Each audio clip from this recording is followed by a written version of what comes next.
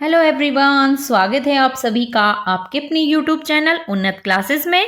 तो हम D triple S B की प्रिपरेशन कर रहे हैं, जिसमें हम पी वाई क्यूज़ को देख चुके हैं। काफ़ी सारे पी वाई क्यूज़ हम कर चुके हैं। उसी के साथ में हमारी N C E R T की जो एम सी क्यू हैं टॉपिक वाइज, वो हम कर रहे हैं। ठीक है, तो ये सारे ही वीडियो जो है वो बहुत ही महत्वपूर्ण है। प्लीज़ उनको ज़रूर देखिएगा एग्जाम से पहले। आपने नहीं देखे हैं तो लिंक जो है मैं डिस्क्रिप्शन में डाल दूंगी, जरूर जरूर देखना है आपको। बाकी पी वाई क्यूज तो हमारे चल ही रहे हैं साथ में। हिस्ट्री के जो एमसीक्यू हैं ये एनसीईआरटी बेस्ड, वो हमने मोस्टली ज़्यादातर जो चैप्टर्स हैं उनको कवर कर लिया है। कुछ चैप्टर्स बचे हैं, उसी के साथ में ज्योग्राफी का भी मैंने स्टार्ट कर दिया है। तो आपके बहुत अच्छे रेस्पॉन्स आ रहे हैं, उसके लिए बहुत बहुत धन्यवाद आपका। ऐसे ही अपने प्यार दिखाते रहिएगा।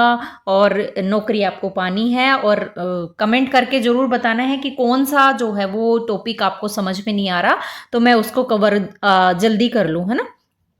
बाकी एग्जाम के 5-7 दिन पहले हम पूरा सिलेबस जो है वो कंप्लीट कर लें, ताकि हम 5-7 दिन में रिवीजन स्टार्ट कर दें। ठीक है, पी वाई क्यूज भी आपको जरूर देखने हैं, क्योंकि डी ट्रिपल एस पी के एग्जाम में प्रीवियस ईयर क्वेश्चन पेपर से जो है वो क्वेश्चन पूछे जाते हैं ना, तो वो भी आपको जरूर देखने हैं। तो आपने चैनल को अभी तक सब्सक्राइब नहीं किया तो सब्सक्राइब कर लेना है, बेल आइकन को भी प्रेस कर लेना है, जिससे कि सबसे पहले नोटिफिकेशन जो आपको मिल सके। वीडियो को लाइक और शेयर जरूर करना है, ठीक है। और कमेंट करके बताइएगा आपको कौन सा जो है वो टॉपिक या चैप्टर समझ में नहीं आ रहा है, तो मैं उसको थोड़े मतलब एमसीक्यू, और उसी के साथ जैसे मैं आपके ज्योग्राफी के क्वेश्चन मैंने करवाए, उसमें मैं पहले आपको थोड़ी डिटेल उसके बारे में समझाई है ना। तो यही मेथड अपना सही रहेगा, या फिर हम हिस्ट्री के जो क्वेश्चन कर रहे हैं वो वाला, तो वो कमेंट करके आप जरूर बताइएगा कौन सा करवाना है। ठीक है, तो पहला प्रश्न है हमारा ये, देखिए मैं आपको शिफ्ट वाइज करवा रही हूँ। ऐसे ही आपका जब ये एग्जाम है, जैसे 1 नवंबर से आपका स्टार्ट होने वाला है और 8 नवंबर तक चलेगा, और उसके बाद में भी 1-2 दिन एग्जाम हो रहा है ना। तो ऐसे ही 2021 में भी आपका जो पेपर हुआ था वो ऐसे ही शिफ्टों में हुआ था और अलग अलग डेट को हुआ था। तो मैं 6 अक्टूबर वाला पेपर आपको करवा चुकी हूँ सारे शिफ्टों का। अब आज का पेपर हमारा 9 अक्टूबर का है 2021 वाला, और ये 3rd शिफ्ट का पेपर है ना। तो शिफ्ट वाइज में जितने भी क्वेश्चंस आए थे वो आपको करवा रही हूँ, और ये आपको जरूर जरूर देखने हैं और बार बार रिवाइज करना है। स्टार्ट करते हैं। फर्स्ट क्वेश्चन है हमारा, चोरी चोरा की घटना कब हुई थी। तो देखिए, चोरी चोरा की घटना क्या थी कि जब असहयोग आंदोलन चल रहा था उस समय गोरखपुर जिले के पास में ये जगह पड़ती है चोरी चोरा, है ना। तो वहां बाजार से जो है वो ये लोग जो कर रहे थे असहयोग आंदोलन में पार्टिसिपेट, ये लोग गुजर रहे थे। अब गुजर रहे थे तो पुलिस ने जो है ये शांतिपूर्ण तरीके से जा रहे थे, क्योंकि आप सभी को पता है गांधी जी अहिंसा के पुजारी हैं। तो सभी लोग बहुत शांतिपूर्वक जो है वहां से जुलूस निकाल रहे थे। कहाँ, गोरखपुर जिले के पास इस चोरा चोरी जगह से। ठीक है, तो इस जो जुलूस था शांतिपूर्ण तरीके से था, लेकिन पुलिस ने क्या किया, इनके ऊपर लाठी चार्ज कर दी। अब लाठी चार्ज कर दी तो लोगों को ऑब्वियसली गुस्सा आएगा ही ना।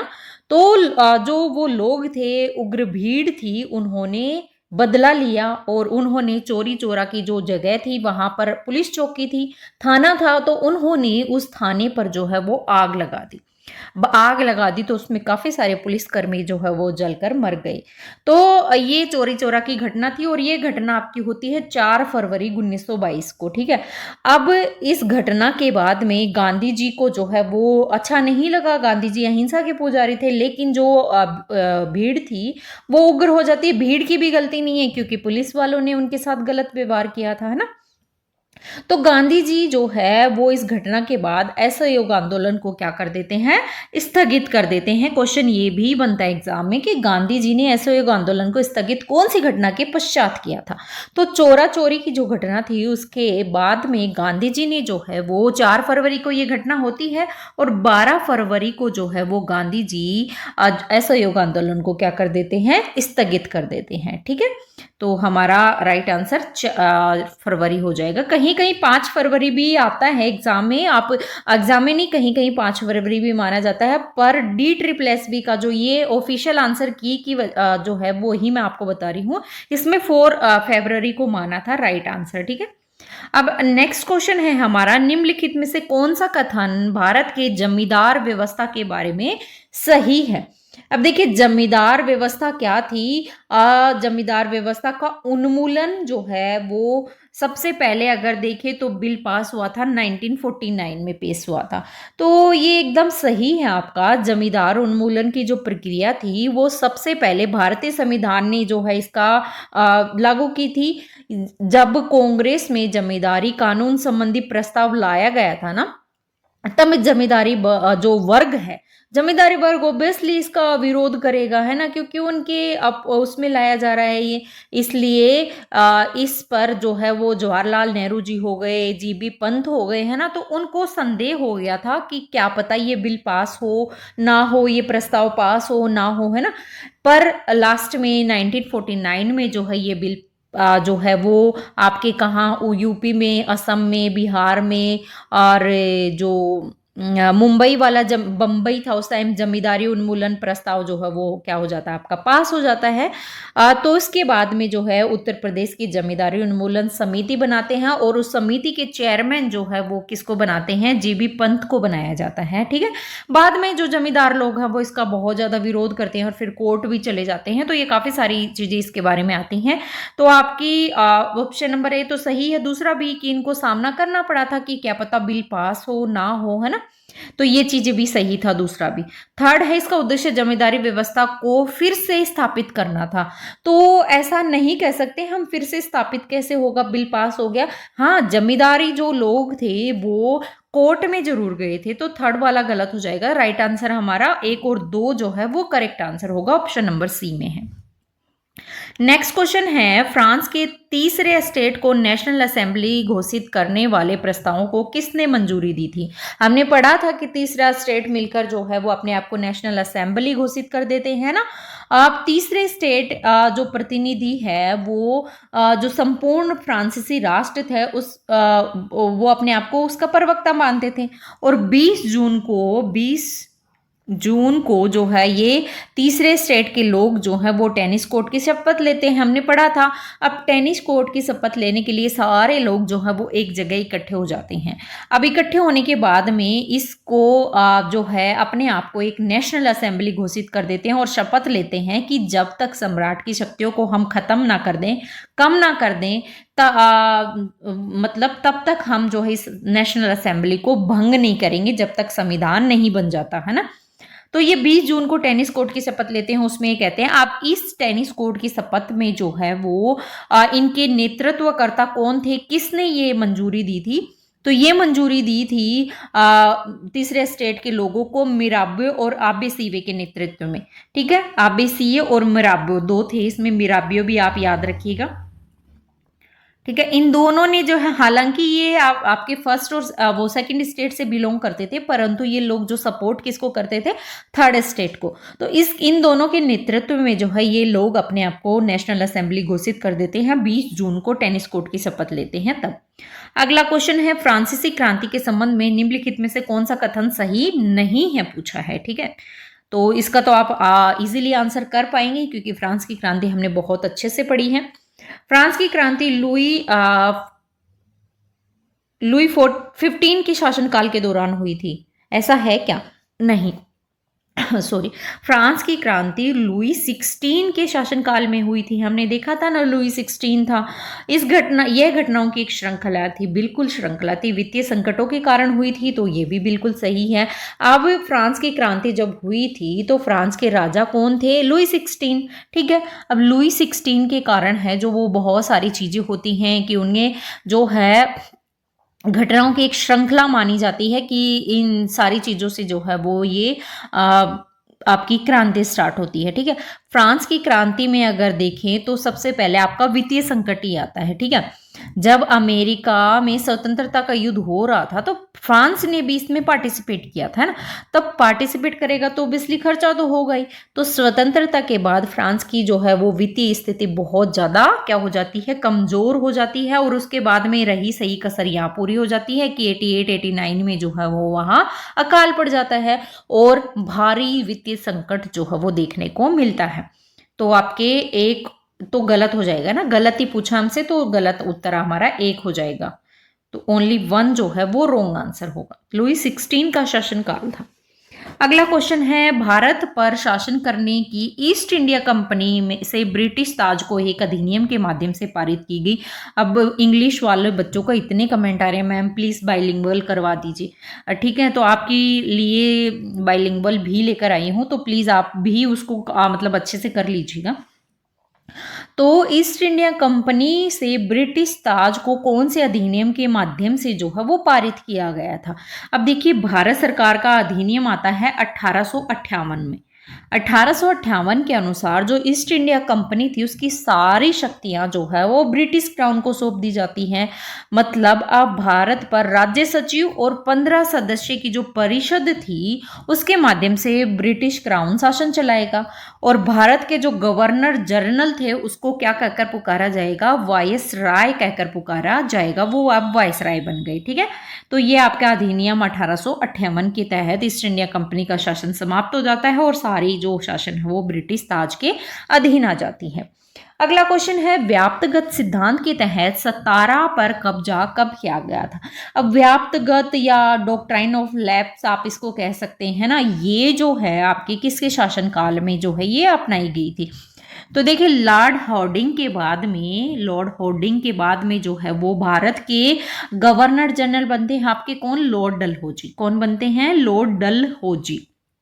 ठीक है, तो लॉर्ड डलहौजी एक तरीके के साम्राज्यवादी व्यक्ति थे। उन्होंने ब्रिटिश साम्राज्य का विस्तार करने के लिए जो है ये व्याप्तगत सिद्धांत या व्याप्तगत नीति या फिर डॉक्ट्राइन ऑफ लैप्स की नीति जो है वो अपनाई थी। अब इस नीति के अंतर्गत था क्या, पहले भी मैं बहुत अच्छे से करवा चुकी हूँ कि अगर किसी राजा के पुत्र ना हो तो आप वो राजा किसी भी व्यक्ति के बच्चे को या कहीं से भी कोई बच्चा गोद नहीं ले सकता है ना।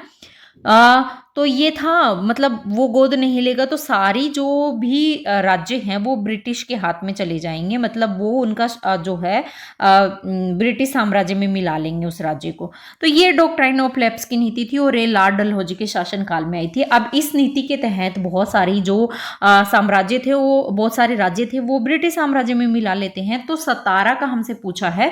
देखिए, सतारा को ये मैं जो बता रही हूँ वो ध्यान से सुनिएगा। 1848 में सतारा को जो है, सतारा राज्य को ब्रिटिश राज्य में मिला लिया जाता है। ठीक है, उसके बाद में 1849 में आपके जो है 1849 में ये सीक्वेंस आपको याद रखना है, ये सारी चीजें याद रखनी है। जैतपुर संबलपुर वाला जो राज्य था उसको मिला लिया जाता है। फिर 1800 जो है वो 50 में आपको बघाट को मिलाया जाता है, ये लिख लीजिएगा जो मैं बोल रही हूँ। ठीक है, फिर 1853 में जो है वो किसको मिलाया जाता है, झांसी को। ये बहुत इंपॉर्टेंट है इसलिए मैं आपको ये बता रही हूँ ना। 1853 में झांसी को मिला लेते हैं, फिर 54 में नागपुर को और 1856 में जो है वो अवध को मिला लेते हैं। तो ये कई बार जो है ये सीक्वेंस पूछ लिया जाता है, मैच द फॉलोइंग में आ जाता है। ठीक है, तो आप ध्यान रखिएगा। सतारा को जो है वो 1848 में जो है वो ब्रिटिश में मिला लिया जाता है, ब्रिटिश साम्राज्य में। 1917 की रूस की क्रांति का नारा क्या था, तो ये आप आंसर, हमने रूस की क्रांति पढ़ी है तो क्या नारा था, शांति, भूमि, रोटी और लोकतंत्र। ठीक है, peace, land, bread and democracy, ये जो है आपके रूस की क्रांति का 1917 की जो रूस की क्रांति थी उसका नारा था। देखिए, ये क्रांति की स्टार्ट हम अगर देखें रूस की तो 20वीं शताब्दी के लगभग जो है स्टार्ट हो जाती है। 1905 से स्टार्ट होती है और फिर उसके बाद में 1917 में समाप्त होती है। 1917 में भी दो हुई थी, एक फरवरी की क्रांति और एक अक्टूबर की क्रांति, है ना। और इस क्रांति के बाद में जो है 1917 की क्रांति का बाद में रूस में जो भी राजशाही शासन था ना, जार निकोलस का शासन था, है ना, तो राजशाही शासन को समाप्त कर दिया जाता है और दुनिया में सबसे पहले संवैधानिक रूप से जो साम्यवादी राज्य जो बनता है वो आपका क्या बनता है, रूस को ही बनाया जाता है। तो साम्यवादी राज्य का निर्माण किया जाता है। ठीक है, इस क्रांति का मुख्य नारा क्या था, शांति, भूमि, रोटी और लोकतंत्र।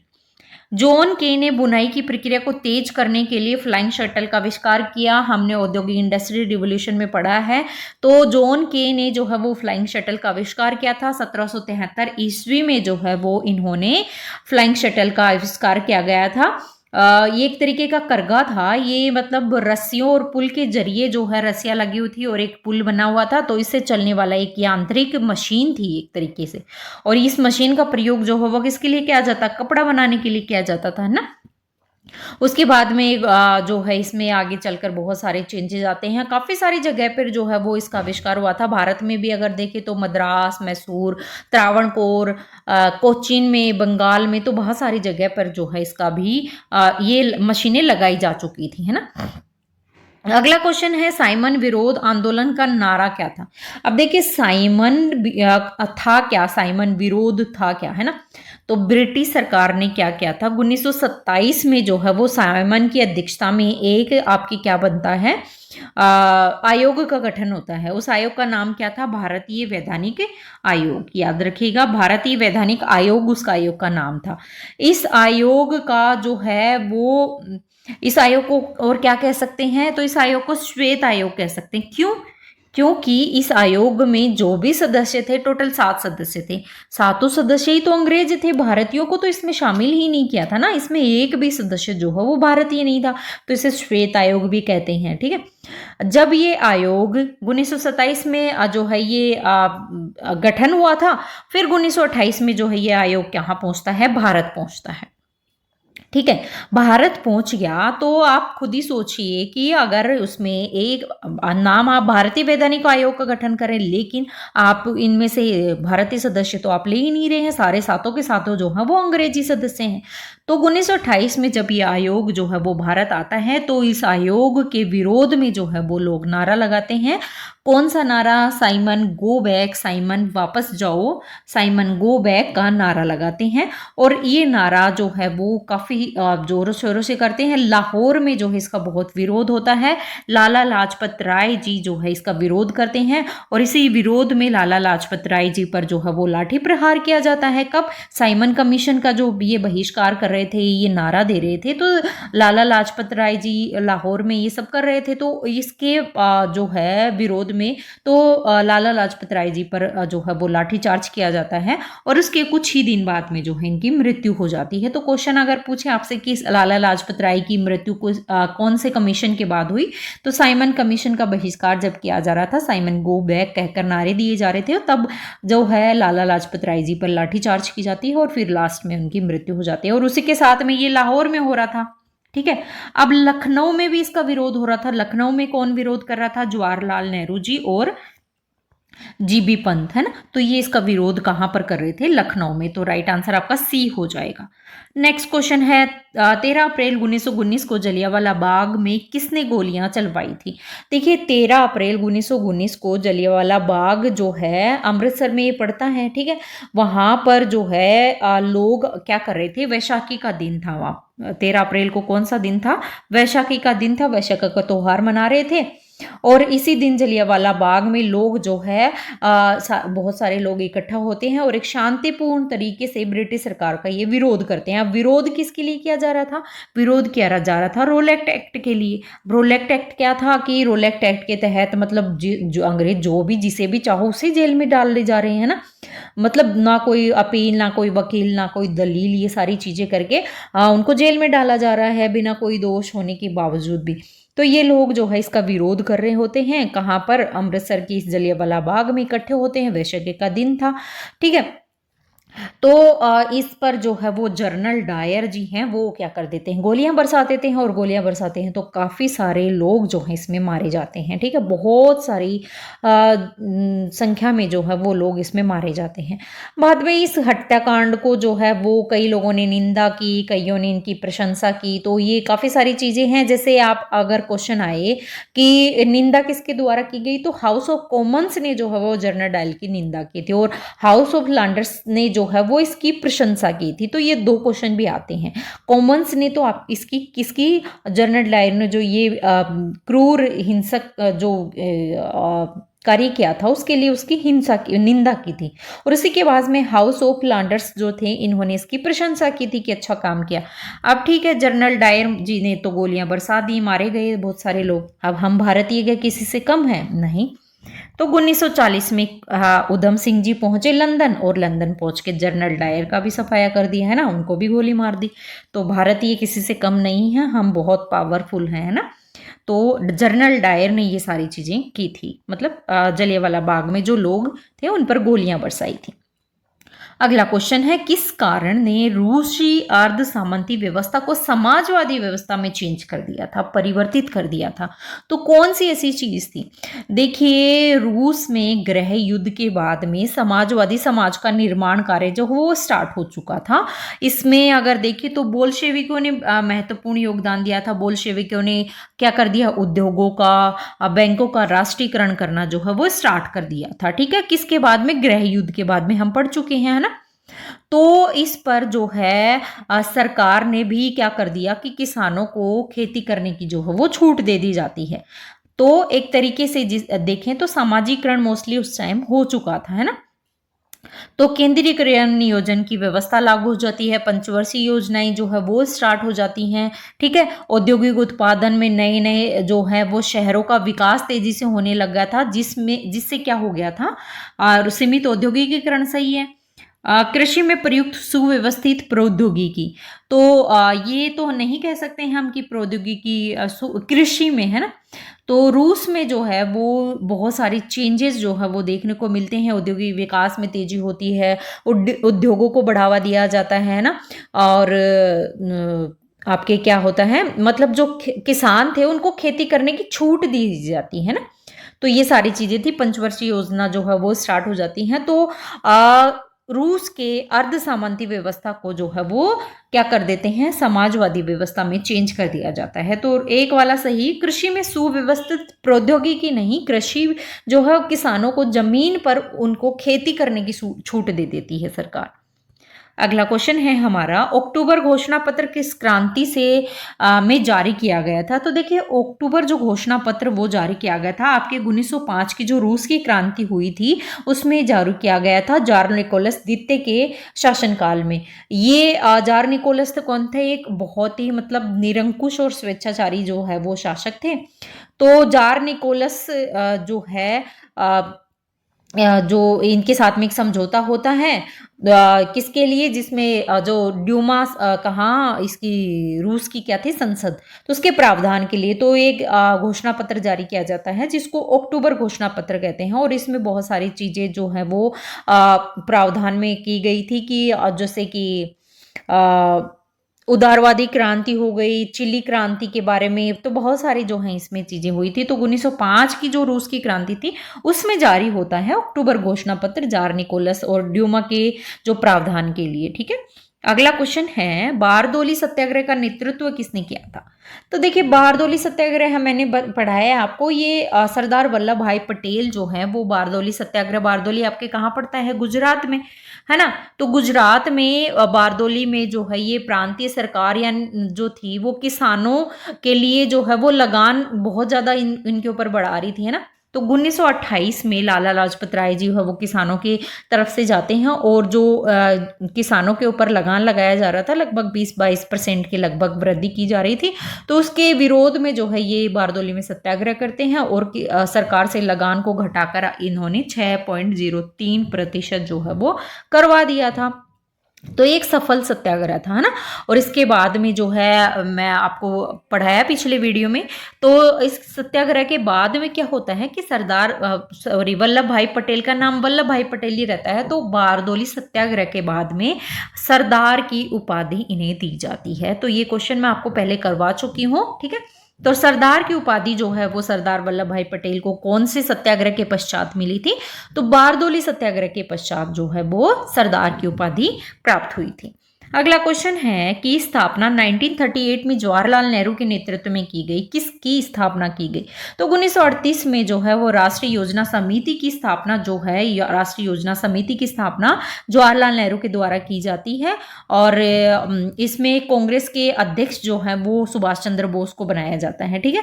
इसमें 15 सदस्य वाली एक समिति थी। तो राष्ट्रीय योजना समिति की स्थापना जवाहरलाल नेहरू जी के द्वारा 1938 में की जाती है। फ्रांसीसी क्रांति के दौरान की गई शिकायतों की सूची को किस रूप में जाना जाता है? देखिए, फ्रांस की क्रांति के समय जो है वो फ्रांस का समाज कितने भागों में डिवाइड था? 3 भागों में था, है ना। प्रथम वर्ग, दूसरा वर्ग, तृतीय वर्ग। प्रथम वर्ग में पादरी लोग, दूसरे में कुलीन और तीसरे में जनसाधारण लोग थे। और इस विभाजन को क्या कहकर पुकारा था? एस्टेट, है ना। मतलब प्रथम एस्टेट के लोग पादरी लोग, दूसरे एस्टेट के लोग कुलीन लोग और तीसरे एस्टेट के लोग जनसाधारण लोग जो आते हैं। और इसमें भी 3 भागों में इनको डिवाइड कर दिया था, है ना। तो प्रत्येक वर्ग के लिए अलग अलग जो है यहाँ पर चुनाव होते थे, मतदान जो किया जाता था। और इसमें मतदान अपने प्रतिनिधियों के लिए जो भी शिकायतें थी उनकी एक सूची तैयार करते थे। और इसको क्या कहा जाता था? इसको शिकायत रजिस्टर या फिर आप कहें कहियर्स डे डोलियास, ठीक है। तो ये कहकर इनको पुकारा गया कि मतलब शिकायतों की एक सूची होती थी तो वो उसके अंदर बॉक्स के अंदर डालते थे। तो कहियर्स दी डोलियास, ये एनसीईआरटी में नहीं है, थोड़ा एनसीईआरटी से बाहर का क्वेश्चन हो गया, है ना। तो शिकायत रजिस्टर इसको कहा जाता था। कुछ क्वेश्चन देखिए एनसीईआरटी से बाहर भी आते हैं, मैंने बोला ना 90% आते हैं, 10% बाहर से भी आने ही चाहिए, है ना। अब अगला क्वेश्चन है 1923 में स्वराज पार्टी की स्थापना किसके द्वारा की गई थी? तो स्वराज पार्टी की स्थापना किसके द्वारा? CR दास और मोतीलाल नेहरू दोनों के द्वारा ही जो है वो 1923 में स्वराज पार्टी की स्थापना की जाती है। इसमें जो है वो चित्तरंजन दास को, CR दास को जो है वो क्या बनाया जाता है? अध्यक्ष बनाया जाता है। और किसको? मोतीलाल नेहरू जो है वो क्या बनते हैं? सचिव बनते हैं, ठीक है। तो ये याद रखिएगा आपकी। अगला क्वेश्चन है हमारा टुलूज के फिल इन द ब्लैंक्स ने 1788 में कैलोन का स्थान लिया था। किसने लिया था? देखिए टुलूज जो है वो किसके टाइम पे, अगर हम कहें कि फ्रांस के जो शासन तंत्र था लुई 16 की, फ्रांस की क्रांति से संबंधित ही क्वेश्चन है, ये भी एनसीईआरटी में आपके नहीं है, क्योंकि जो वित्त मंत्री है ना उनसे क्वेश्चन आता है फ्रांस की क्रांति में, तो ये वित्त मंत्री से रिलेटेड क्वेश्चन है। तो देखिए टुलूज जो है वो आपके आर्क बिशप जो है उसमें कैलोन का स्थान लिया था, ठीक है। अब आंसर मैं बता दूं। अब 1727 में जब देखा हमने कि फ्रांस की वित्तीय स्थिति बहुत ज्यादा खराब हो चुकी है ना, तो उस समय जो है वो आपके कैलोन जो है वित्त मंत्री थे, ठीक है। अब कैलोन जो है कैलोन इसके सुधारों के लिए, वित्तीय सुधारों के लिए एक सूची तैयार करता है और लुई 16 के पास ले जाता है। अब लुई 16 जो है वो इसको नहीं इतना ज्यादा मतलब तवज्जो देता, ठीक है। तो इसमें जो विशेषाधिकार प्राप्त वर्ग थे उनके पास ले जाता है, जैसे पादरी हो गए, मंत्री हो गए, मतलब जो पादरी और मंत्री जो है उनको जो करों में छूट दी जा रही थी ना उनके खिलाफ ये जो बोलते हैं कैलोन कि ऐसा मत करो। फिर ये लुई 16 नहीं मानता, फिर ये पार्लियामेंट में लेकर जाते हैं इसको। फिर पार्लियामेंट में भी ये जो है इनको निराशा हाथ होती है और फिर धीरे धीरे जो है वो आपके क्या हो जाता है, कैलोन का स्थान जो है इसको हटा दिया जाता है वित्त मंत्री के पद से, और इनकी जगह जो है वो इसको लोमेनी डी ब्रियन को जो है नियुक्त किया जाता है। और ब्रियन जो है वो टुलूज का क्या था? आर्क बिशप था, ठीक है। तो ये सारी चीजें जो है आपके किसकी से रिलेटेड हैं? फ्रांस से ही रिलेटेड हैं। वित्त मंत्री पूछे जाते हैं, मैं करवा दूंगी वो क्वेश्चन भी आपको, है ना। यूएसएसआर की प्रथम पंचवर्षीय योजना किस वर्ष लागू हुई थी? तो देखिए रूस की क्रांति के पश्चात जो है वो आपके बोल्शेविकों ने समाजवादी जो समाज था उसका निर्माण कार्य हमने अभी देखा कि स्टार्ट कर दिया था। उन्होंने शासन के केंद्रीकृत नियोजन की व्यवस्था जो है वो लागू कर दी थी, ठीक है। इस हिसाब से अगर देखें तो इन्होंने पंचवर्षीय योजनाएं भी स्टार्ट कर दी थी, ठीक है। तो प्रथम पंचवर्षीय योजना जो है वो हुई थी आपके 1928 में, कहीं कहीं 1927 भी है, परंतु DSSS ने 1928 माना है, तो है ना। तो 1928 में जो है ये पंचवर्षीय जो है योजना स्टार्ट कर देती हैं। उसके बाद में 1933 के बाद मतलब दूसरी आ जाती है, तो ऐसे 5-5 वर्ष के लिए चलती रहती हैं। तो 1928 में प्रथम पंचवर्षीय योजना आती है रूस की क्रांति के बाद। कौन सी घटना 14 जुलाई 1789 को हुई थी? तो हम बहुत अच्छे से कर चुके हैं। बास्तिल की घटना जो है वो 14 जुलाई 1789 को होती है। बास्तिल फ्रांस में पेरिस की जेल थी और वहाँ पर जो है वो क्रांतिकारी जो है वो थर्ड स्टेट के लोग हैं वो क्या करते हैं, हमला बोल देते हैं और बास्तिल पर हमला करके वो जो 7 कैदी थे उनको रिहा करा लेते हैं और वहाँ से जितने भी हथियार वगैरह थे वो सब पा लेते हैं ना। तो ये बास्तील का पतन कह सकते हैं। बास्तील की घटना हुई थी 14 जुलाई 1789 को। ब्रेस्ट लिटोवस्क, अब देखिए आप खुद देखिए कितने क्वेश्चन जो हैं, जैसे 6 अक्टूबर वाला पेपर उससे कितने सारे क्वेश्चन सिमिलर है ना, तो रिपीट होते हैं पीवाईक्यूज, है ना, तो आपको जरूर जरूर करने हैं।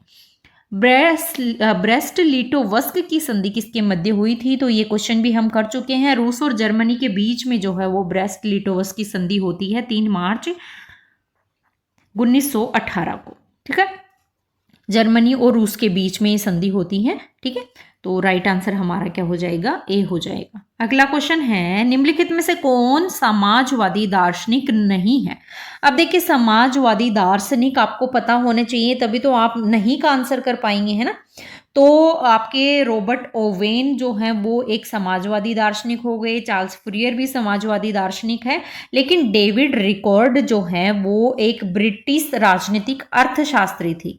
क्या थे, अर्थशास्त्री, ना कि समाजशास्त्री। ठीक है, तो भारतीय दर्शन में बहुत सारे जो हैं वो सामाजिक जो है आपके दार्शनिक देखने को मिलते हैं। अगर हम पहले देखें तो चार्ल्स फूरियर हो गए, आपके रूसो हो गए। अब रूसो का पूरा नाम आप बताएं, मैं बता देती हूँ, चलो आप, है ना। रूसो का पूरा नाम क्या था, जीन जैक्स रूसो, है ना, हम रूसो कह के बोलते हैं ना। तो रूसो हो गए, चार्ल्स फूरियर हो गए, ये सारे जो हैं वो राजनीतिक सामाजिक दार्शनिक सिद्धांत का विचारक थे। उसके बाद में और आते हैं रॉबर्ट ओवेन, साइमन, जो मार्कस थ्रेन है, ये सारे जो हैं वो इसमें किस में शामिल हो जाते हैं, समाजवादी दार्शनिकों में। लेकिन जो आपके डेविड रिकार्डो है ये एक अर्थशास्त्री थी। ठीक है, अगला क्वेश्चन है, 26 जून 1945 के संयुक्त राष्ट्र चार्टर पर हस्ताक्षर किया गया, यह हस्ताक्षर किया गया था, है ना, कहाँ पर हुआ था। तो देखिए संयुक्त राष्ट्र चार्टर जो है वो इसका संस्थापक जो है वो संयुक्त राष्ट्र का संस्थापक दस्तावेज माना जाता है, और इसका मसूदा जो है वो 50 देशों ने मिलकर, 50 देशों के प्रतिनिधियों ने मिलकर तैयार किया था। अब ये जो है ये सारे 50 देशों के जो प्रतिनिधि थे हैं, ये 1945 में जो है वो सैन फ्रांसिस्को में मुलाकात करते हैं। कब, 25 अप्रैल को, 25 अप्रैल 1945 को सैन फ्रांसिस्को में जो है ये मुलाकात करते हैं। और उसके बाद में जो है ये 26 जून को सैन फ्रांसिस्को में अंतर्राष्ट्रीय संगठन पर जो है वो संयुक्त राष्ट्र सम्मेलन के समापन पर जो है ये हस्ताक्षर कर देते हैं। ठीक है, तो कहां पर मिलते हैं, ये हस्ताक्षर किया गया सैन फ्रांसिस्को में। और उसके बाद में जो है ये, अब ये एक अलग चीज है, 24 अक्टूबर 1945 को जो है ये लागू हो जाता है। ठीक है, तो आपको ध्यान रखना है 50 देशों के प्रतिनिधि मिलकर इस पर हस्ताक्षर करते हैं। अगला क्वेश्चन है हमारा, द्वितीय विश्व युद्ध के संदर्भ में ब्रिटेन और फ्रांस ने किस वर्ष जर्मनी के खिलाफ युद्ध की घोषणा की थी। तो युद्ध की घोषणा, द्वितीय विश्व युद्ध आप सभी को पता है 1939 से 1945 तक जो है द्वितीय विश्व युद्ध चलता है, लगभग दुनिया के हर हिस्से में फैल जाता है। और ये स्टार्ट होता कब है, 3 सितंबर 1939 को, जब हिटलर पोलैंड पर आक्रमण करता है।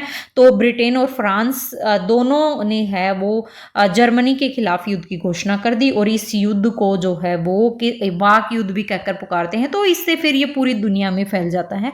तो 1939 से 45 तक द्वितीय विश्व युद्ध जो है वो चालू रहता है। अगला क्वेश्चन है, उष्णकटिबंधीय चक्रवात बेजियो किस देश से संबंधित है।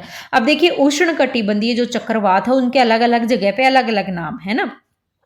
तो बेजियो अगर देखें तो फिलीपींस में उष्णकटिबंधीय जो चक्रवात है उसको फिलीपींस में बेजियो कहा जाता है। उसी के साथ में आपके ये हैरिकेन कहाँ कहा जाता है, कैरेबियन सागर और जो दक्षिण पूर्वी संयुक्त राज्य अमेरिका है ना, वहाँ पर आपके हैरिकेन कहा जाता है। चाइना और दक्षिण पूर्वी तटीय भाग हैं, आपके ये चीन सागर हो गया, दक्षिण पूर्वी एशिया हो गया, वहाँ टाइफून कहा जाता है। ये टर्म आपको याद रखनी है, ये तो क्वेश्चन डेफिनेटली पूछे जाते हैं। टाइफून हो गया, आपके विली विली हो गया, हरिकेन हो गया। विली विली कहाँ कहा जाता है, तो विली विली आपके भारतीय उपमहाद्वीप में और ऑस्ट्रेलिया में जो है वो विली विली कहा जाता है। तो ये याद रखना है आपको। अगला क्वेश्चन है, मैन कैप किसकी आत्मकथा है। वेरी वेरी इंपॉर्टेंट क्वेश्चन है। तो मैन कैंप जो है वो आपकी हिटलर की आत्मकथा है, एडोल्फ हिटलर की। मैन कैप यानी मेरा संघर्ष। ठीक है, ये हिटलर की आत्मकथा है और ऐसा मानते हैं कि ये हिटलर की एकमात्र पूर्ण पुस्तक थी। ठीक है, ये अगर देखें तो 1925 से 27 में जो है ये 2 खंडों में क्या होती है, 2 खंडों में प्रकाशित होती है और इसका संक्षिप्त संस्करण अगर देखें तो 1930 में प्रकाशित होता है। ठीक है, तो ये एडोल्फ हिटलर की आत्मकथा है, बहुत महत्वपूर्ण बुक है और बहुत महत्वपूर्ण प्रश्न है। इसकी सतह शुष्क, गर्म और ज्वालामुखी है। इसकी घूर्णन अवधि लगभग 243 दिन है। दिए गए कथन किस ग्रह का उल्लेख करता है? तो कौन सा ऐसा प्लेनेट है जिसकी ये विशेषता है? ठीक है, तो देखिए शुक्र ग्रह है, उसकी सतह अगर कहें तो शुष्क भी है, गर्म भी है और ज्वालामुखी भी है। तो वीनस जो है उसकी ये सारी चीजें और घूर्णन की अवधि भी इसकी 243 दिन होती है। ठीक है, परिक्रम भ्रमण जो है लगभग 22.4 दिन में पूरा कर लेता है। तो सूर्य से दूरी के आधार पर देखें तो ये दूसरा ग्रह हो गया है ना। ठीक है, और इसका औसत घनत्व, द्रव्यमान, आकार लगभग हम देखें तो किसके समान हो गया? पृथ्वी के समान। और इसी वजह से इसको क्या कहा जाता है? पृथ्वी का जुड़वा ग्रह कहा जाता है, पृथ्वी की बहन कहा जाता है। किसको? शुक्र को। क्योंकि देखिए शुक्र जो है उसकी सारी मोस्ट चीजें हैं, घनत्व, आकार, द्रव्यमान, मोस्ट ऑफ द मतलब अर्थ की जैसे ही वो दिखता है, होता है ना। शुक्र अपने अक्ष पर विपरीत दिशा में घूमता है, मतलब पूर्व से पश्चिम जो है वो घूर्णन करता है। और शुक्र का कोई भी क्या नहीं है? उपग्रह नहीं है, ये याद रखना आपको। अब पृथ्वी का उपग्रह कितने हैं और कौन से हैं वो आप कमेंट करके बताइएंगे। ठीक है, बहुत इजी क्वेश्चन है, छोटे छोटे बच्चों को भी पता है। अगला क्वेश्चन है हमारा, पवन गुलाब एक आरेख है जिसका उपयोग जलवायु डेटा का प्रतिनिधित्व करने के लिए किया जाता है। इस आरेख के केंद्र में अधिकतम कितनी रेखाएं खींची जा सकती हैं?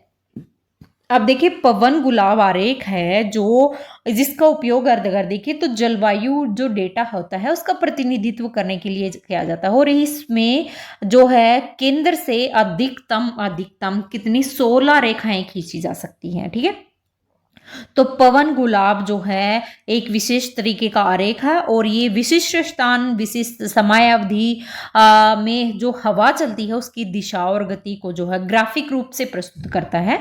तो ये समयानुकूल तरीका है और इसको एक कंपास की तरह एक वृत्त में स्थापित किया जाता है।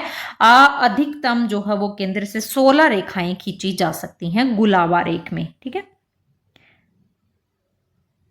अगला क्वेश्चन है, निम्नलिखित में से कौन सी घटना जल विज्ञान चक्र में शामिल नहीं है? जल विज्ञान चक्र में। ठीक है, तो पहला है अपना वाष्पोत्सर्जन, अपघटन, वर्षण और संघनन। ठीक है, कौन सा है जो कि नहीं है? देखिए ये जरूर देखना है, कई बार में ही हो जाता है ना। तो जल चक्र को प्रभावित करने के लिए बहुत सारी प्रक्रियाएं जो है वो होती हैं, जैसे वाष्पीकरण होता है, वर्षण भी होता है, संघनन भी होता है। ठीक है, उसी के साथ में आपके क्या हो गया? वाष्पीकरण भी होता है, अपवाह भी शामिल होता है। ठीक है, तो आपके जो अपघटन की क्रिया है ना, डिकम्पोजिशन, ये इसमें शामिल नहीं होती, इसका कारक नहीं होता है। तो राइट आंसर आपका बी हो जाएगा। अगला प्रश्न है, प्रथम विश्व युद्ध के संदर्भ में निम्नलिखित में से कौन सा कथन सही है? अब देखिए प्रथम और द्वितीय विश्व युद्ध से ही कितने सारे क्वेश्चन आ गए हैं। तो पहला है हमारे सामने कि 1904 में आंग्ल फ्रांसीसी स्टेट पर हस्ताक्षर किए गए थे। तो देखिए प्रथम विश्व युद्ध सबसे पहले स्टार्ट कब होता है? 1914 में। 1914 में स्टार्ट होने से पहले जो है वो विरोधी शक्तियां जो है वो उपनिवेशों के लिए विरोध का एक गठबंधन बना रही थी। ठीक है, तो जर्मनी ने सभी विरोधी शक्तियों का जो है वो रास्ता दिखाया और इसमें ऑस्ट्रिया और हंगरी के साथ जो है वो गठबंधन करके हस्ताक्षर कर देते हैं। तो पहला तो आपके क्या हो जाएगा? सही हो जाएगा, 1904 में ये सारी चीजें हो जाती हैं। ठीक है, दूसरा है आपके पास 1907 में आंग्ल रूसी स्टेट का गठन किया गया था। तो ये भी एक तरीके का कारण है कि 1907 में आंग्ल रूसी स्टेट यानी संधि पर हस्ताक्षर होते हैं। तो ब्रिटेन, फ्रांस और रूस ने मिलकर जो है वो ट्रिपल अलायंस का गठन किया था। तो एक तरीके से अगर देखें तो दोनों ही आपके क्या हो जाएंगे? सही उत्तर हो जाएंगे, बोथ 1 और 2 प्रथम विश्व युद्ध के बारे में। अगला क्वेश्चन है, निम्नलिखित में से कौन द्वितीय विश्व युद्ध का कारण है? वापस द्वितीय विश्व युद्ध आ गया है ना, कौन सा कारण है? तो द्वितीय विश्व युद्ध अभी मैंने बताया था बहुत अच्छे से 1939 से जो है 45 तक चलता है। और जब नेपोलियन जो है वो आक्रमण करता है पोलैंड पर, उसके बाद ये स्टार्ट हो जाता है। तो पूछा है कि कौन सा कारण है, सामूहिक सुरक्षा प्रणाली। तो बिल्कुल आप कह सकते हैं कि सामूहिक सुरक्षा प्रणाली थी, निशस्त्रीकरण की विफलता भी कह सकते हैं। तो बहुत सारी चीजें हैं। अब देखिए एक इसमें महत्वपूर्ण चीज है वर्साया की संधि। बोलते हैं ना हिटलर इतना क्रूर था नहीं, पर वर्साया की संधि ने उसको बना दिया है ना। तो ये वर्साया की संधि है वो द्वितीय विश्व युद्ध का गर्भगृह कहा जाता है। तो द्वितीय विश्व युद्ध जो है वर्साया की संधि के साथ होता है, मतलब समाप्त। तो राष्ट्र संघ की विफलता भी इसमें आएगी। 1929 की जो महामंदी है वो भी इसके अंतर्गत आएगी, द्वितीय विश्व युद्ध के अंतर्गत। फांसीवाद और नाजीवाद का उदय होता है, तुष्टीकरण की नीति होती है, निशस्त्रीकरण जो है वो विफल हो जाता है ना। और उसी के साथ में सामूहिक सुरक्षा प्रणाली है। ये सारी चीजें द्वितीय विश्व युद्ध का ही कारण है। ठीक है, तो आपके एक both 1 and 2 is option number D. Next question है निम्नलिखित में से कौन सा पारिस्थितिकी पिरामिड का एक प्रकार है, एवं नहीं एक प्रकार है। ठीक है, तो देखिए पारिस्थितिकी पिरामिड के जो है हम देखें तो 3 भागों में पारिस्थितिकी पिरामिड को डिवाइड किया गया है। ठीक है, ये जो है वो आपके अगर देखें तो बहुत सारी जो उच्च पोषण स्तर वाली प्रजातियां होती है ना, खाद्य श्रृंखला होती है, तो उससे रिलेटेड है। ठीक है, तो उनका जो ऊर्जा और जो बायोमास के द्वारा उन प्रजातियों को एक तरीके से पोषण मिलता है, तो इसका पिरामिड बनता है। ठीक है, तो पारिस्थितिकी पिरामिड को जो है वो 3 भागों में डिवाइड किया गया, एक संख्या पिरामिड, एक बायोमास पिरामिड और एक ऊर्जा पिरामिड। ठीक है, तो 3 भागों में डिवाइड किया गया। तो आपसे क्वेश्चन पूछा कि पारिस्थितिक एक प्रकार है, तो दोनों ही प्रकार हैं, बोथ 1 and 2। ठीक है, और एक और प्रकार है वो कौन सा है, ऊर्जा पिरामिड। ठीक है, अब देखिए पारिस्थितिकी पिरामिड का ये क्वेश्चन बहुत महत्वपूर्ण है, ध्यान से आपको सुनना है। पारिस्थितिकी पिरामिड को जो है वो पहली बार प्रदर्शित किया किसने था, तो ये किया था एल्टन ने। ठीक है, एल्टन ने 1972 में जो है सबसे पहले पारिस्थितिकी पिरामिड को प्रदर्शित किया था, बहुत महत्वपूर्ण है। अगला क्वेश्चन है प्लेट विवर्तनी की सिद्धांत निम्नलिखित में से किस प्रमुख वैज्ञानिक अवधारणा पर आधारित है। देखिए प्लेट विवर्तनी की सिद्धांत जो है वो अगर हम देखें तो महाद्वीपीय विस्थापन सिद्धांत और सागर नीतल प्रसंकरण दोनों के द्वारा ही जो है वो प्रतिपादित होता है। अब देखिए सागर नीतल प्रसंकरण सिद्धांत दिया किसने था, तो ये हैरी हेस के द्वारा दिया गया था 1961 में। और उसी के साथ में जो हमारा प्लेट विवर्तनी की सिद्धांत है या महाद्वीपीय विस्थापन सिद्धांत है, कॉन्टिनेंटल ड्रिफ्ट थ्योरी है, वो आपके मॉर्गन मैकेंजी और पार्कर के द्वारा दी जाती है 1967 में। ठीक है, तो इनके द्वारा जो है ये आपके कौन सा प्लेट विवर्तनी की सिद्धांत जो है वो आपके क्या होता है, इनसे प्रतिपादित होता है। अब देखिए एक क्वेश्चन बहुत महत्वपूर्ण है, इससे मेरे याद आया अभी, प्लेट शब्द का सबसे पहले प्रयोग किसने किया था। प्लेट विवर्तनी की सिद्धांत तो हमको पता है किसने दिया, लेकिन प्लेट जो शब्द है उसका प्रयोग सबसे पहले किसने किया था, किसने, टूजो विल्सन ने। टूजो विल्सन ने सबसे पहले प्लेट शब्द का प्रयोग किया था। तो इसमें तो राइट आंसर आपके बोथ 1 and 2 राइट हो जाएंगे। अगला क्वेश्चन है पृथ्वी के निम्नलिखित में से किस क्षेत्र को निम्न वेग का क्षेत्र कहा जाता है। तो हमने देखा था पृथ्वी के जो लेयर्स हैं, है ना, अपर लेवल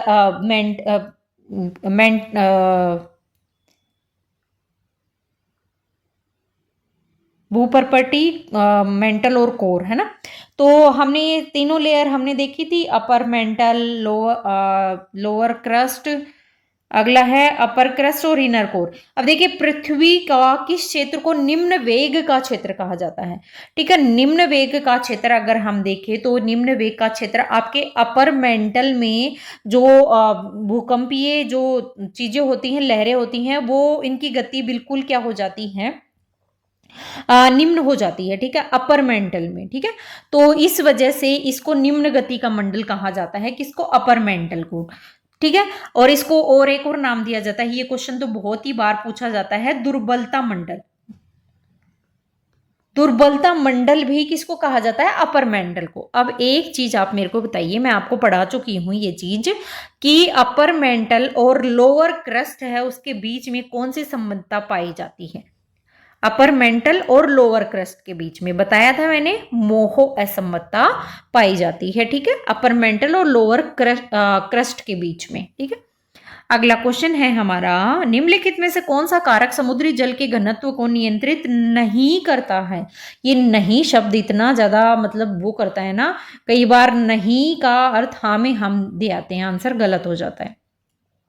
तो समुद्री जल का घनत्व को नियंत्रित आपका क्षेत्र करेगा क्या, नहीं कर पाएगा। लवणता बिल्कुल करेगी, दबाव करेगी और टेम्परेचर भी करेगा, है ना। तो समुद्री जल के घनत्व को तापमान, दबाव और लवणता जो है वो नियंत्रित करते हैं, क्षेत्र नहीं करता है। ठीक है, तो आपका राइट आंसर क्या हो जाएगा, ऑप्शन नंबर ए हो जाएगा। अगला क्वेश्चन है, इटली में फांसीवादी तानाशाही के संदर्भ में निम्नलिखित में से कौन सा कथन सही है। ठीक है, तो इटली में फांसीवाद थी। ठीक है, तानाशाही के संदर्भ में कौन सा कथन सही है पूछा है। पहला है हमारा, व्यक्तिगत स्वतंत्रता से पहले राज्य की सुरक्षा के लिए सार्वजनिक सुरक्षा कानून लागू किया गया। देखिए हिटलर और ये सब मैं आपको करवाऊंगी। तो देखिए पहला आपका अगर देखें तो बिल्कुल सही है कि फांसीवाद एक राज्य के तानाशाही और अधिनायकवादी शासन था और उसमें बहुत सारी विशेषताएं हमको देखने को मिलती हैं। ठीक है, तो व्यक्तिगत स्वतंत्रता से पहले राज्य की सुरक्षा के लिए जो है वो सार्वजनिक कानून लागू किया गया था, एकदम सही है। किसके लिए, राज्य के हित के लिए। ठीक है, चूंकि तानाशाही लोगों की जो व्यक्तिगत स्वतंत्रता सुरक्षा थी उसके खिलाफ जो है इन्होंने उचित नहीं समझा था, तो इन्होंने क्या किया था, लोकतंत्र का जो है वो अभ्यास करने के लिए देशों मतलब लोकतंत्र को लागू करने के लिए बहुत सारे कार्य किए थे। जैसे जर्मनी में सैन्य उत्पादन इटली की तुलना में ज्यादा था और यहूदियों का उत्पीड़न, फांसीवादी दमनकारी जो है वो विशेषता थी। तो यह आप चैप्टर पढ़ेंगे तब समझ में आएगा आपको बहुत अच्छे से, है ना। तो पहला आपका ऑप्शन बिल्कुल सही है कि व्यक्तिगत स्वतंत्रता से पहले राज्य की सुरक्षा के लिए सार्वजनिक कानून जो है वो लागू किया गया था। कब, इटली में फांसीवादी तानाशाही के टाइम। ठीक है, तो पहला वाला तो सही है। दूसरा, जर्मनी की तुलना में सैन्य उत्पादन में निवेश बहुत अधिक था। कैसा है, मैंने अभी बताया कि जर्मनी में सैन्य उत्पादन इटली की तुलना में अधिक था। ठीक है, ठीक है, तो ये वाला आपके गलत हो जाएगा। यहूदियों का उत्पीड़न फांसीवाद की दमनकारी की विशेषता नहीं थी, ऐसा तो नहीं है, थी विशेषता। यहूदियों का उत्पीड़न फांसीवादी दमनकारी की विशेषता है, नहीं होगा। तो राइट आंसर आपका है ही पूछा है ना, तो केवल एक जो है वो सही उत्तर हो जाएगा। ये तो आप चैप्टर पढ़ेंगे ना तब बहुत अच्छे से समझ पाएंगे, और ये इतनी अच्छी स्टोरी है ना, मुझे तो बहुत इंटरेस्ट आता है इसको पढ़ने में। अगला क्वेश्चन है, संयुक्त राष्ट्र का आधिकारिक रूप से गठन किस वर्ष किया गया था। तो देखिए संयुक्त राष्ट्र जो है वो 1945 में जो है वो स्थापित होता है और ये एक तरीके से क्या है, अंतर्राष्ट्रीय संगठन है। ठीक है, और इसमें 1945 में जब ये गठित हुआ था तो इसमें 51 सदस्य देशों ने जो है इसमें भाग लिया था, और अब बढ़ के अगर देखें तो 193 देश इसमें शामिल है। संयुक्त राष्ट्र का नाम अगर देखें तो संयुक्त राज्य अमेरिका के राष्ट्रपति रूजवेल्ट का दिया हुआ है। रूजवेल्ट हम पढ़ चुके हैं, किस में आता है वो आप समझ जाएंगे अगर आपने वीडियोस देखी हैं तो। ठीक है, तो रूजवेल्ट जो है वो देते हैं संयुक्त राष्ट्र शब्द। ठीक है, अगला क्वेश्चन है हमारा, चार्ल्स फुरियन और सेंट साइमन के वास्तविक अग्रदूत कौन थे। तो अग्रदूत किसके अग्रदूत थे, तो देखिए चार्ल्स फुरियन और सेंट साइमन हमने अभी जस्ट थोड़ी देर पहले ही देखा था, किसके समाजवादी अग्रदूत हैं, सोशलिज्म। ठीक है, फ्रांसीसी सिद्धांतकार थे फुरियन, और इन्होंने जो है वो सामाजिक जो विचार दिए थे, समाजशास्त्री थे और समाजवाद के संस्थापक के रूप में भी जाने जाते हैं, मतलब एक हैं उनके रूप समाजवाद के रूप संस्थापक के रूप में। चार्ल्स फुरियन और साइमन जो है वो समाजवाद की क्या कहलाते हैं, वास्तविक संस्थापक कहलाते हैं, वास्तविक अग्रदूत सॉरी। अगला क्वेश्चन है, निम्नलिखित में से कौन सा कथन अक्षांश के समांतर के संदर्भ में जो है वो सही है आपका। पहला है आपके सामने, अक्षांश की सभी समांतर रेखाएं पूर्व पश्चिम की ओर चलती हैं, बिल्कुल सही है ये तो आपके अक्षांश से। ये भी मैं ज्योग्राफी का आपके जो चैप्टर मैंने कल करवाए थे ना उसमें आगे आने वाला है, तो ये मैंने रेडी कर रखा है आपके लिए, पीपीटी प्रिपेयर कर रखी है, बस अपलोड करनी है, ठीक है। तो पहला आपका सही है, अक्षांश के समांतर पृथ्वी की सतह पर छोटे वृत्त होते हैं। तो ये भी आप कहें तो बिल्कुल सही है कि जो अक्षांश है वो समांतर पृथ्वी की सतह पर छोटे वृत्त होते हैं, बिल्कुल। उन्हें 0 डिग्री से 180 तक मापा जाता है। तो ये वाला जो है आपके क्या हो जाएगा, गलत हो जाएगा, ठीक है। अक्षांश कितने 90 डिग्री तक ही मापी जाते हैं, 180 नहीं, ठीक है। 90 डिग्री उत्तरी अक्षांश में, 90 डिग्री दक्षिणी अक्षांश, ठीक है। तो अलग अलग है। अब देखिए अक्षांश जो है वो समांतर रेखाएं पूर्व से पश्चिम की ओर चलती हैं और ये विषुवत वृत्त के उत्तर या दक्षिण दोनों भागों में होते हैं। जैसे ये आपके 0 डिग्री भूमध्य रेखा हो गई, फिर ये करक और मकर रेखाएं हो गई, है ना। तो ये दक्षिण और उत्तर दोनों में जो है एक बिंदु की कोणीय डिग्री के रूप में आते हैं, ठीक है। तो ये पृथ्वी की सतह पर 0 से 90 डिग्री अक्षांश की ओर होते हैं और छोटे जो है वो वृत्त बनाते हैं। तो राइट आंसर आपका 1 और 2 सही हो जाएंगे, तीसरा वाला 0 से 180 नहीं 90 डिग्री। अगला क्वेश्चन है हमारा, किसी पदार्थ के द्रव्यमान के एक स्थान से दूसरे स्थान पर जाने में ऊष्म ऊर्जा का स्थानांतरण जो है वो क्या कहलाता है, ठीक है। तो किसी भी पदार्थ के द्रव्यमान का एक स्थान से दूसरे स्थान पर जाने से ऊष्मा ऊर्जा का स्थानांतरण जो है वो संवहन कहलाता है। अब ये कहेंगे कि साइंस का क्वेश्चन है, साइंस का नहीं, ज्योग्राफी का क्वेश्चन है, ठीक है। तो ये क्या कहलाएगा, आपके संवहन कहलाएगा जब पदार्थों के द्रव्यमान के संचलन के द्वारा एक स्थान से दूसरे स्थान में ऊष्मा का स्थानांतरण होता है, तो उसको संवहन की क्रिया कहा जाता है, संवहन कहा जाता है, ठीक है। तो इसमें जो है संवहन की प्रक्रिया में जो है वो तरल पदार्थ या गैस में भी जो है ये प्रभावित होती है। तो राइट आंसर आपका क्या हो जाएगा, बी हो जाएगा, ठीक है। इसमें संवहन में होता क्या है, देखिए संवहन में क्या होता है,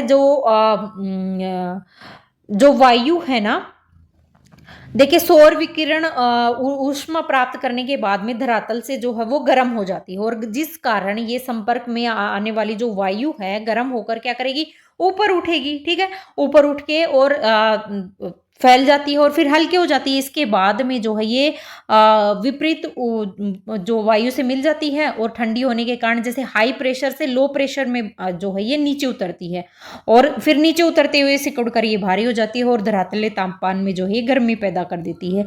तो ये एक चक्र है, एक क्रिया है, ज्योग्राफी में आएगा ये संवहन की क्रिया सारी, मतलब एक चक्र के रूप में बनाया हुआ है, इसको एनसीईआरटी में भी साफ साफ दिया गया है, ठीक है।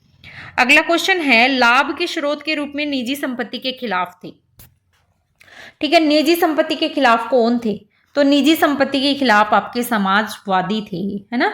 समाजवादी जो है वो सामाजिक और आर्थिक सिद्धांत था और ये निजी स्वामित्व निजी संपत्ति के जो है वो खिलाफ थे। तो आपका व्यवसायी कैसे खिलाफ होंगे, निजी संपत्ति के, है ना, व्यवसायी खिलाफ नहीं थे। तो समाजवाद के अनुसार लाभ जो है वो सभी को समान रूप से प्राप्त होना चाहिए, सभी को समान रूप से इसमें लाभ मिलना चाहिए। तो ए जो है वो राइट आंसर हो जाएगा। अगला क्वेश्चन है हमारा, भारतीय उष्णकटिबंधीय आर्द्र पर्णपाती वन के संदर्भ में निम्नलिखित में से कौन सा कथन सही है। आर्द्र पर्णपाती ट्रॉपिकल मॉइस्ट डेसिडियस फॉरेस्ट, इससे भी क्वेश्चन पूछे जाते हैं एग्जाम में। तो कौन सा जो है आपका सही हो जाएगा। पहला है आपके औसत वार्षिक वर्षा 250 सेंटीमीटर से अधिक जो है वो होती है। तो देखिए जो ये उष्णकटिबंधीय आर्द्र पर्णपाती वन है, यहाँ पे औसत वार्षिक वर्षा 250 नहीं, आपके 100 सेंटीमीटर से 200 सेंटीमीटर के लगभग होती है। तो ये वाला आपके गलत हो जाएगा। अगला है, सागौन प्रमुख प्रजातियों में से एक है, बिल्कुल। जो ये उष्णकटिबंधीय पर्णपाती वन है, इसमें सागौन एक प्रमुख रूप से प्रजातियों में एक है। ये प्रायद्वीप के उत्तरी पूर्वी भाग में पाए जाते हैं, तो ये भी एकदम सही है। ये वन जो है वो उत्तरी पूर्वी राज्यों में, हिमालय के गिरिपद में, पश्चिमी घाट के पूर्वी ढालों में, उसी के साथ में जो उड़ीसा है उसके प्रायद्वीप के उत्तरी पूर्वी भाग में वहां पर पाए जाते हैं। तो ये भी एकदम सही है।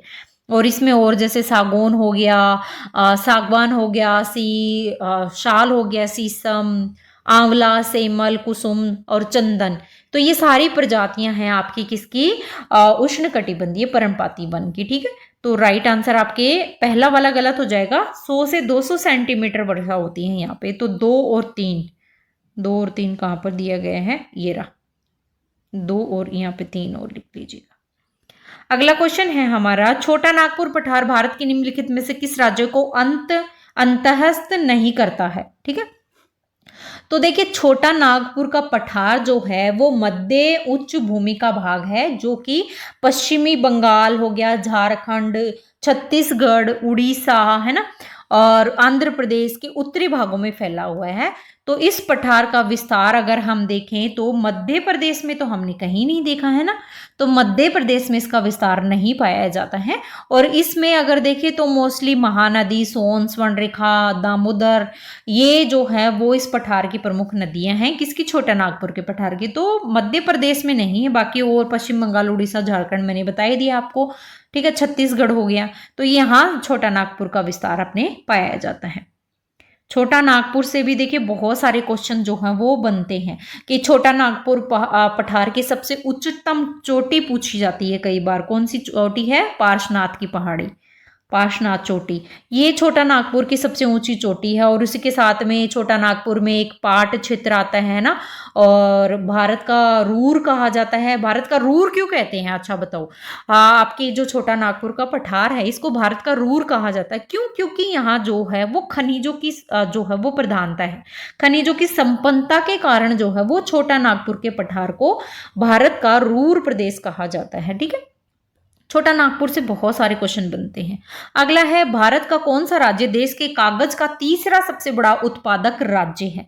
तो कागज का सबसे बड़ा उत्पादक राज्य में देखें तो पश्चिम बंगाल जो है वो देश के कागज का तीसरा सबसे बड़ा उत्पादक राज्य है। और महाराष्ट्र और आंध्र प्रदेश कागज उत्पादन में सबसे अग्रणी राज्य हैं। फर्स्ट नंबर पे कौन सा हो जाएगा, महाराष्ट्र, और दूसरा आपके क्या हो जाएगा, आंध्र प्रदेश, और फिर उसके बाद में पश्चिम बंगाल। ठीक है, तो भारत में जो है वो कागज उद्योग के लिए बहुत सारे कारखाने हैं। इसमें अगर देखें तो सबसे पहले कारखाना कहाँ लगाया गया था, 1867 में जो है वो बालीगंज कोलकाता में लगाया गया था सबसे पहले। और इसमें आपके क्या, भारत में जो 2020 के अनुसार अगर देखें तो 850 से भी ज्यादा लुगदी और कागज यहाँ मिले हैं। ठीक है, तो बहुत सारे चीजें हैं। भारत अगर देखे कागज उत्पादन में तो 10वें नंबर पे आता है पूरे संसार विश्व में, है ना। कौन से नंबर पे, 10वें नंबर पे। वर्तमान में कागज में अगर राज्य के हिसाब से देखे तो कौन आ जाएगा, फर्स्ट नंबर पे आपका महाराष्ट्र, और दूसरे नंबर पे आंध्र प्रदेश, तीसरे नंबर पे पश्चिम बंगाल। तो जरूरी नहीं आपको फर्स्ट और लास्ट ही याद रखने हैं, बीच के भी याद रखने ही पड़ेंगे। अब की बार पता नहीं कैसा पेपर आएगा, आई डोंट नो। पिछली बार वाला आप देख ही सकते हैं, इतना ज्यादा टफ भी नहीं है तो इतना ज्यादा इजी भी नहीं कह सकते हैं। कुछ क्वेश्चन बहुत इजी हैं, कुछ क्वेश्चन बहुत टफ है, कुछ मॉडरेट है। तो एग्जैक्टली क्वेश्चन पेपर होता भी ऐसा ही है। आप किसी भी एग्जाम का उठा के लीजिएगा, मतलब तीनों ही चीजें इसमें होती हैं कि कुछ क्वेश्चन बहुत ईजी होते हैं जो सभी बच्चों को आते हैं, कुछ क्वेश्चन जो हैं वो बहुत टफ होते हैं जो कि आप उनमें किसी को भी नहीं आते वो, और कुछ ऐसे होते हैं जो कि उनमें 2 आंसर आप कर सकते हैं कि ये होगा कि ये होगा, कंफ्यूजन की स्थिति पैदा होती है। तो ऐसा ही क्वेश्चन पेपर होता है।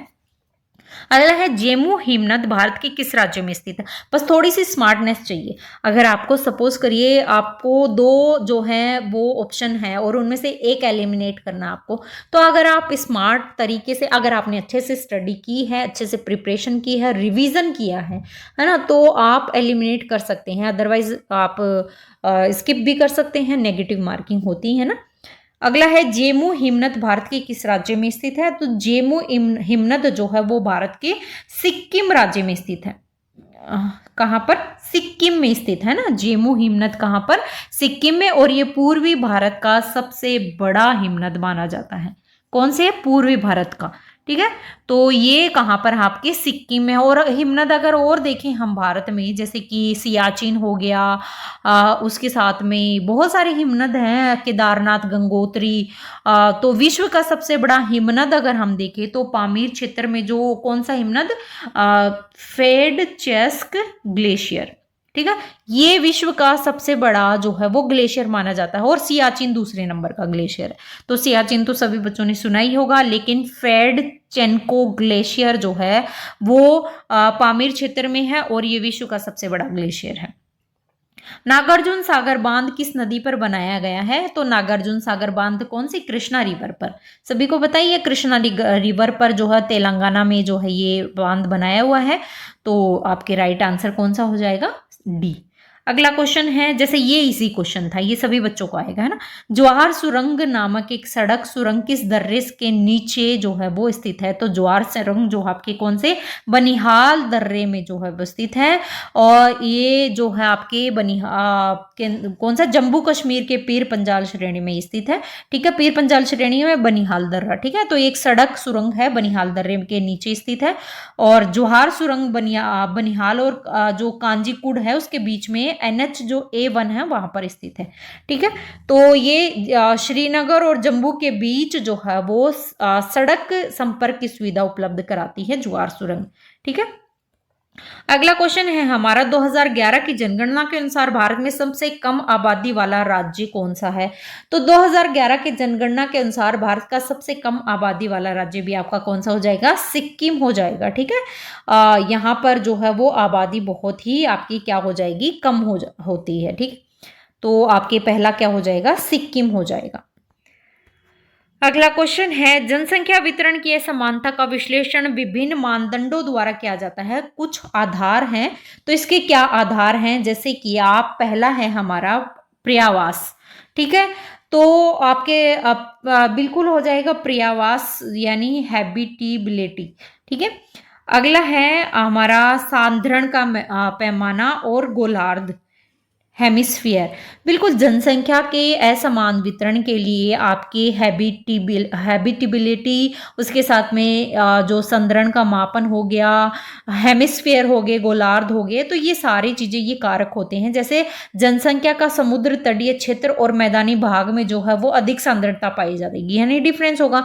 और जनसंख्या के वितरण पर भौतिकी, सामाजिक, सांस्कृतिक, आर्थिक बहुत सारे कारक जो है वो प्रभाव डालते हैं। तो विश्व के कुल जनसंख्या का अगर देखें तो 90% भाग जो है वो तो कौन से? उत्तरी गोलार्ध में ही है ना। उसके साथ में उल्टा बना दिया, 90% भाग आपके उत्तरी गोलार्ध में है, बाकी 10% ही है सिर्फ दक्षिणी गोलार्ध में। तो या तो विश्व के लगभग 50% जनसंख्या 5% से भी कम जो है भूभाग पर निवास करती है। तो आपके सारे ही जो है वो सही हो जाएंगे, सारे सही किसमें है? बी में है, ठीक है। अगला है, भारत में दूसरा सबसे महत्वपूर्ण प्रधान भोजन कौन सा है? तो सबसे प्रधान भोजन आपका दूसरा सबसे प्रधान भोजन क्या हो जाएगा? गेहूं हो जाएगा। दूसरा है बेटा, पहला नहीं है। हम गेहूं खाते हैं तो ये नहीं है। पहला आहार आपका चावल है, ठीक है। दूसरा गेहूं हो जाएगा, ठीक है। चावल भारत का सबसे महत्वपूर्ण भोजन माना जाता है, ठीक है। तो दूसरा आपका गेहूं हो जाएगा। अब गेहूं और चावल जो है वो किसकी फसल है? गेहूं रबी की फसल है आपकी। किसकी फसल है? रबी की, ठीक है। रबी की फसल जो अक्टूबर नवंबर के बीच में बोई जाती है ना, और फिर उसके बाद में जो समर सीजन आता है तब काटी जाती है। तो गेहूं आपके रबी की फसल है। अगला क्वेश्चन है, सुनामी का ऊर्जा प्रवाह जो है निर्भर करता है किस पर? सुनामी का ऊर्जा प्रवाह आपके तरंग की ऊंचाई पर, तरंग की गति पर, या फिर दोनों पर, ठीक है। तो सुनामी ऊर्जा जो है वो दोनों पर आपके क्या करेगा? निर्भर करेगा। सुनामी की ऊर्जा प्रवाह तरंग की ऊंचाई पर, तरंग की गति पर निर्भर करता है, ठीक है। तो दोनों ही आपके राइट आंसर हो जाएंगे। सुनामी में जैसे भूकंप और ज्वालामुखी के जो कारण महासागरीय सतह है उसमें हलचल पैदा होने लग जाती है ना, तो महासागरीय जल में विस्थापन होने लग जाता है, और महासागरीय जो जल है उसमें तरंगे जो है वो जल की गहराई पर तेज होने लग जाती हैं। जल की गहराई पर ही निर्भर करेगी। इसमें जो है वो सागर उथल पुथल होने लग जाते हैं ना, तो इसके कारण महासागरों में बहुत सारे भागों में जो आपके यानी तरंग की ऊंचाई और तरंग की गति दोनों ही इस पर निर्भर करती है, ठीक है। तो इसका आपके राइट आंसर सुनामी की ऊर्जा प्रवाह तरंग की ऊंचाई और तरंग की गति दोनों पर निर्भर करती है। बी जो है वो राइट आंसर हो जाएगा। तो आज के लिए हम इतने ही क्वेश्चन रखते हैं। 50 क्वेश्चन हो चुके हैं, 50 बचे हैं जो नेक्स्ट वीडियो में हम कर लेंगे। ठीक है, तो आप इन PYQs को जरूर देखेगा। उसी के साथ में NCERT सीरीज तो आपके लिए बहुत बहुत इंपॉर्टेंट है, प्लीज उसको जरूर देखिएगा। तो मिलते हैं फिर ऐसे ही कुछ महत्वपूर्ण प्रश्नों के साथ एक नई वीडियो में। जय हिंद, जय भारत।